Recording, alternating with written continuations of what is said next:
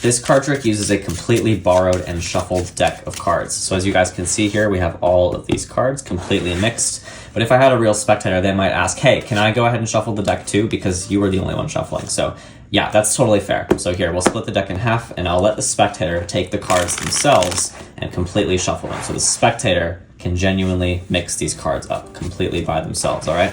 So once the deck has been shuffled, I'll turn around. Please go ahead, take a look at whatever card is on top of the deck that you just shuffled.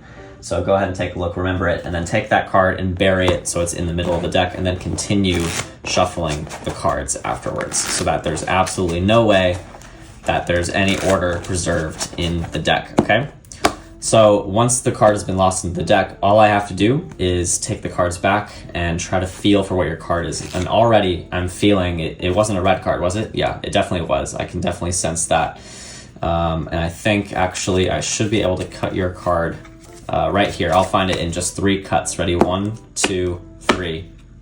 And there is your card, the 4 of diamonds. So there's no preparation whatsoever for this trick. You can really do this with any shuffled deck of cards. So once you have the deck, you're going to spread it out on the table and show the spectator the order of the cards. And at this point, they might ask if they can shuffle the deck. You're going to say yes, and all you're going to do are look at the top 2 cards and memorize what they are. So we have the 9 of hearts and the 5 of hearts on top. So now you're going to give the deck to the spectator to shuffle. You're going to split the deck in half and place this half on the table. But before you do, your thumb is going to slip that top card onto the other pile.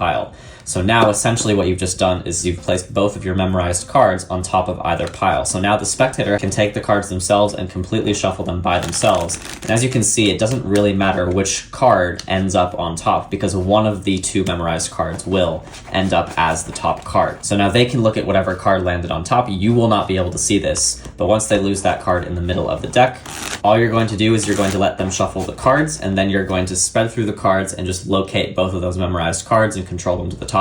So here I have the 9 of hearts, I'll just cull that underneath, and then I have the 5 of hearts, and I'll just also cull that underneath. So now I have both of those cards on top, and now all I have to do is do some cuts, and I would ask the spectator what their card was before I reveal it. If they say the 5 of hearts, we'll just turn over 1 single card, but if they tell me the 9 of hearts, then I'll do a double lift, flipping over 2 cards.